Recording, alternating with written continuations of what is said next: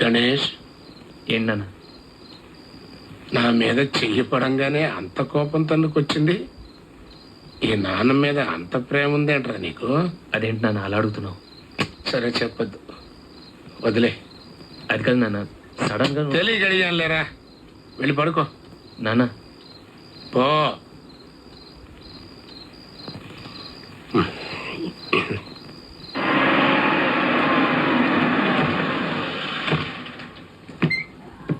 ఏంట్రా ఇంత పొద్దున్నే రమ్మన్నావు?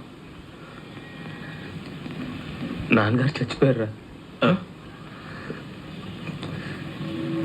నాకేం చేయాలో తెలియట్లేదు.